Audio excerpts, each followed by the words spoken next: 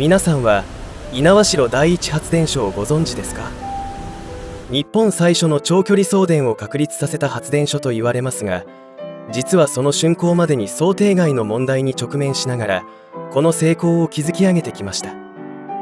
さらに発電所で次々に発生する謎の事故とその正体は何であったか、今回は猪苗代第一発電所で巻き起こった知られざる秘話について紹介してみたいと思います。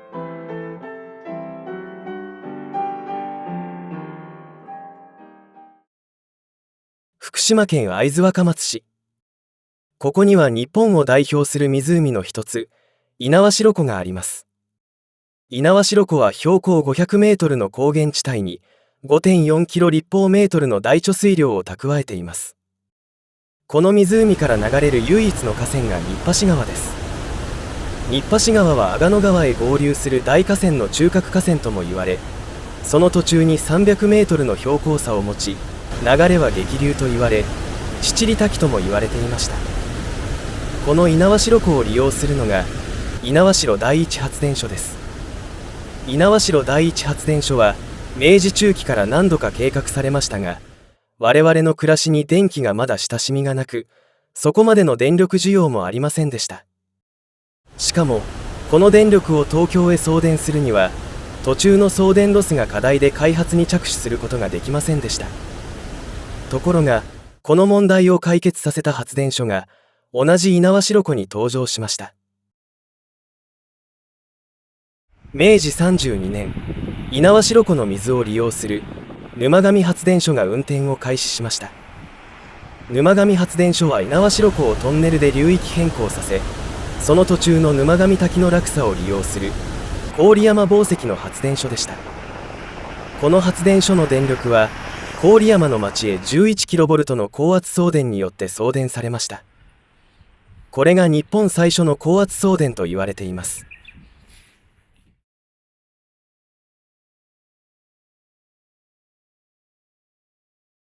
明治37年、大電力消費地を管轄する東京電灯は初めて水力発電所の建設に着手しました。従来の火力発電所を統廃合し、電力の円滑化を進めていましたが、日露戦争勃発により石炭利用に規制が設けられ、火力発電所の稼働が困難になっていました。そこで以前より計画していた水力発電所に電源を変更することでこの問題を解決することにしました。その最初に建設されたのが現在も稼働する駒橋発電所のことでした。駒橋発電所は早稲田変電所までの 76km を 55kV の高圧送電により見事竣工させることができました。この結果を直ちに応用して猪苗代湖を利用して東京方面へ送電する大計画が再度浮上しました。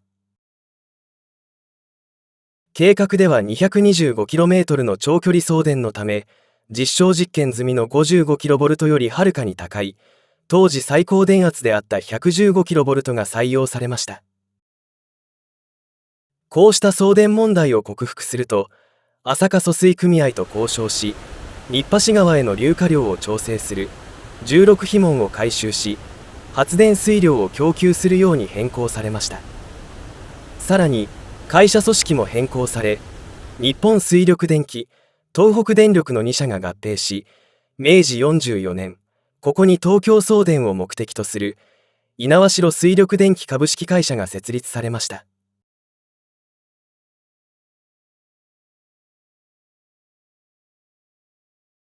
猪苗代発電所の計画は、新橋川の落差300メートルを4つに分け、それぞれに発電所を建設して、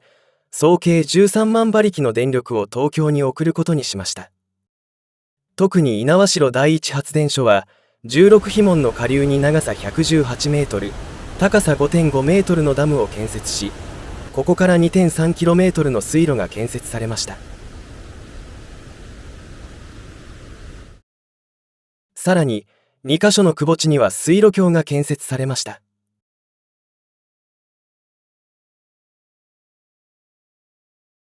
水路の末端には浄水槽が建設されましたが、敷地面積が小さく、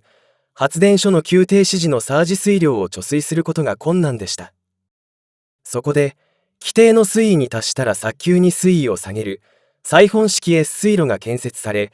水位上昇に対しては迅速に抑えられる結果になりました。また、余水などは発電所横へ排水され、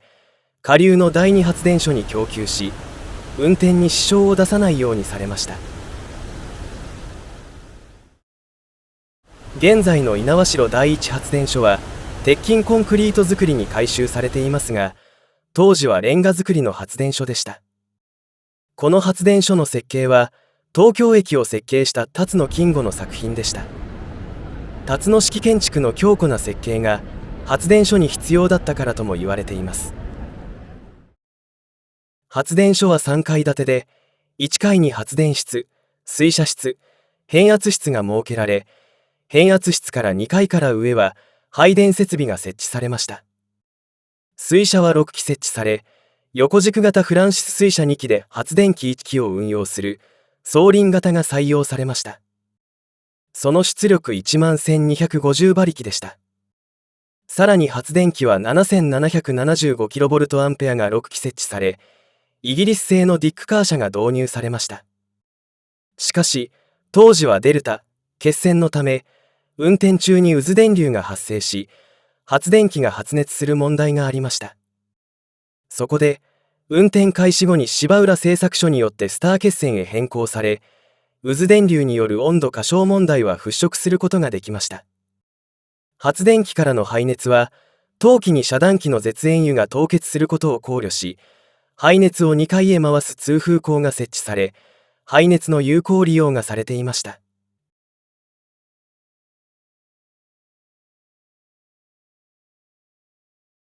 猪苗代第一発電所で採用された送電電圧は、日本最初の 115kV 設備でした。しかし、現在のように一つの変圧器で3層を変圧するものではなく、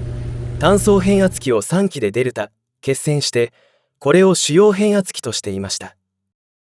これが日本最初の 115kV 送電の理論でした。現在はこの原理を一つの変圧器で処理されているため、単層変圧器の欠線が必要なくなりました。また、単層変圧器でこうした送電をすると、変圧器一つが故障した場合、故障電流による波及事故につながるため、現在はこの方法はごく一部で採用されているそうです。日本初の 115kV 送電の採用と同時に、225km に及ぶ長距離送電のため、設備のあらゆる問題に対して細心の注意が払われました。従来の 100km 以下の送電線では、保安上、保線区間の巡回車によって保安体制が設けられていましたが、225km になると、送電線路途中の障害対応も難しくなるなど、多くの課題がありました。当時、送電線路途中で倒木などによる短絡事故には、短絡電流を検知し、自動的に遮断機が開放され、水車の停止措置が施行されていました。水車は発電機とシャフトによって連結されているため、発電機の負荷を下げると、水車の速度は上昇します。そこで、水車の超速機が動作し、水量を抑えて、徐々に回転を落とします。しかし、送電事故などの急な負荷解放は、水車の回転を急上昇させ、非常に危険な動作をします。そのため、水車の構造上、急停止は不可能でした。そこで、急な負荷解放が発生した際、送電線から別の負荷回路に切り替え、水車の急停止を抑える方法が導入されました。それが、発電所に設置された1万kWの水抵抗でした。この抵抗に電力を消費させ、安全な停止時間を確保することができました。しかし、緊急用に設置された水抵抗は常用化されることになりました。当時、猪苗代水力電機の開業当初は、電力需要先がそれほどなく、日中の負荷も 3000kW 程度で、水車の運転が不安定になるため、水抵抗を常用させて、電力の安定化を図っていました。しかし、さらに大きな問題を猪苗代第一発電所は抱えていました。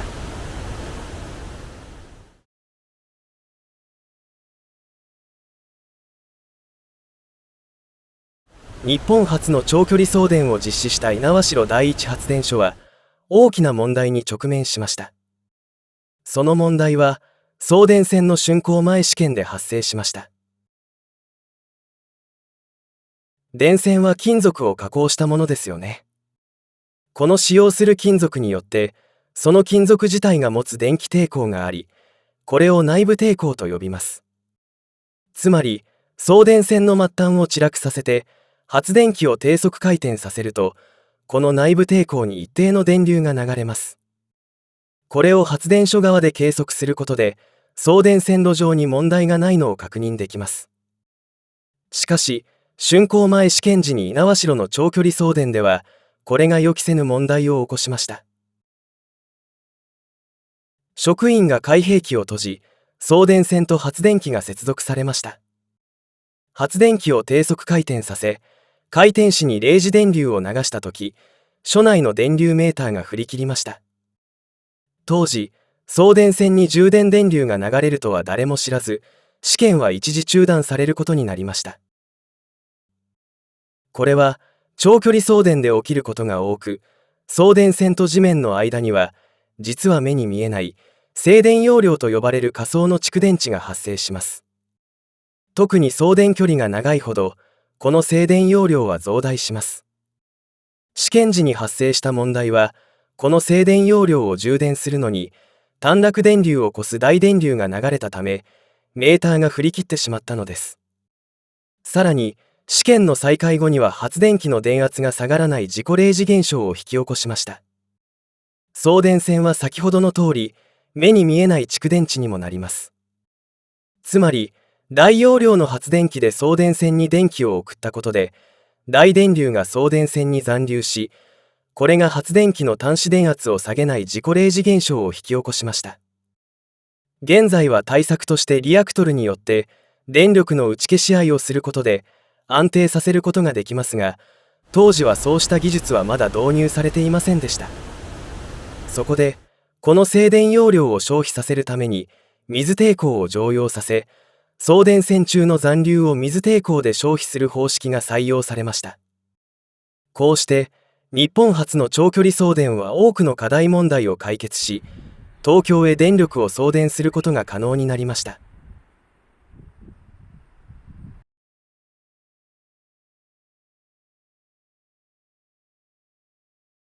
猪苗代第一発電所は消費先の東京電灯との協議により合併が成立し、東京電灯の管轄になっていました。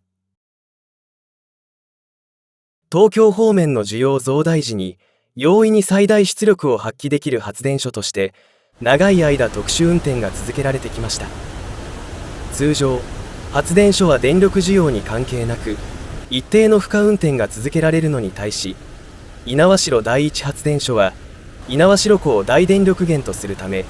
時間帯によって出力を大きく変更する特殊運転が強みでもありました。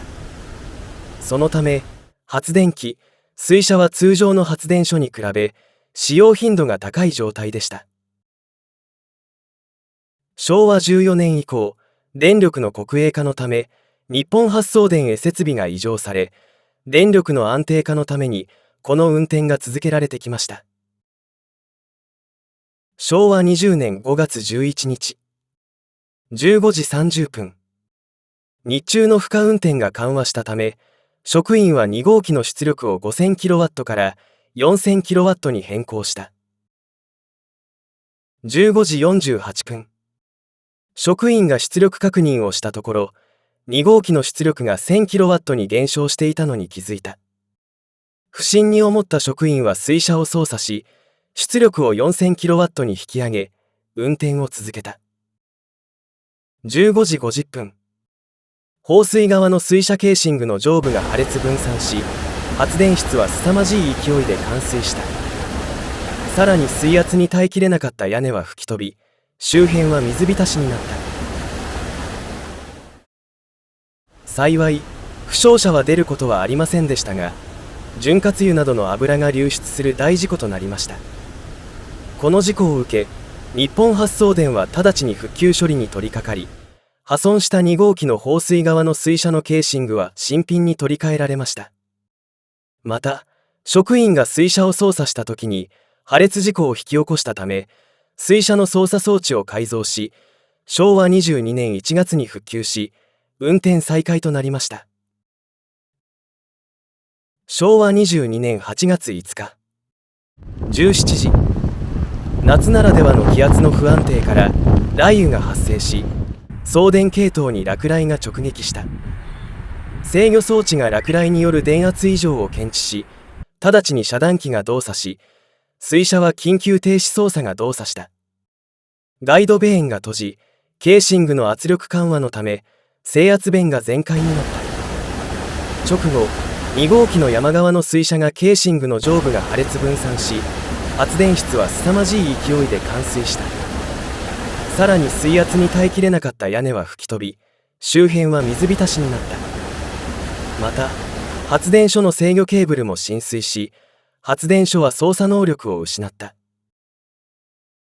幸い、負傷者は出ることはありませんでしたが、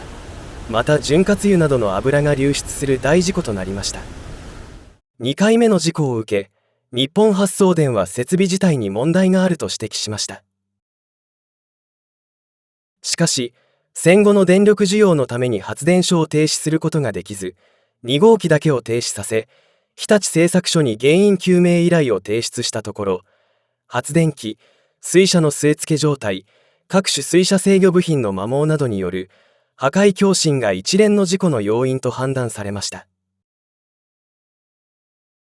当時、出力を引き上げるために導入された双輪型水車が不均一に放水をすると、ドラフトチューブの中で普遍的な振動を起こしていました。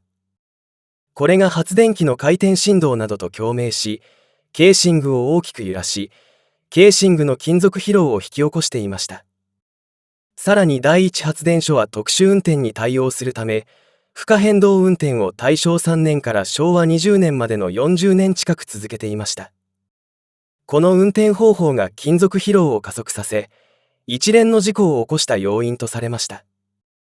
また、当時の事故記録に、日本発送電は次の言葉を残しています。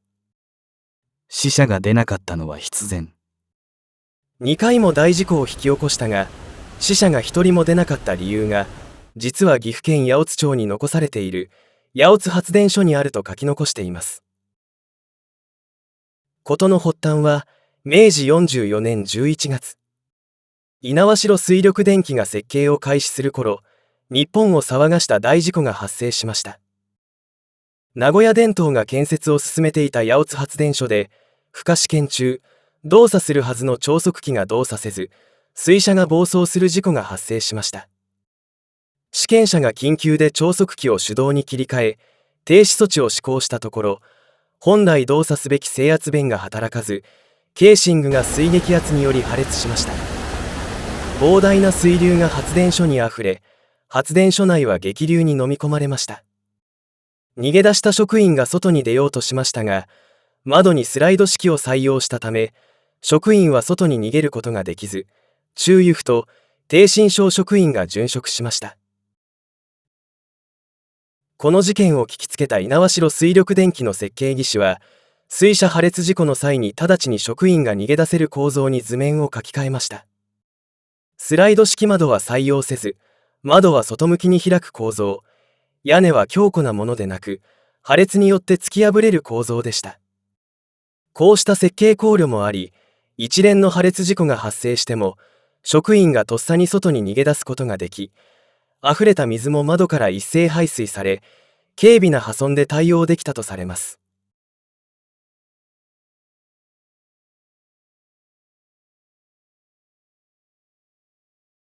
現在、猪苗代第一発電所は東京電力によって大規模な改修工事により安全で高効率な発電所として更新されました。水車も横軸ではなく縦軸型水車に切り替え、これに合わせて発電機も更新されました。ただ、水路などの土木構造は当時の猪苗代第一発電所を思うものとして現在も大切に運用されています。ご視聴ありがとうございました。次回作を急いで制作しております。よろしければチャンネル登録よろしくお願いいたします。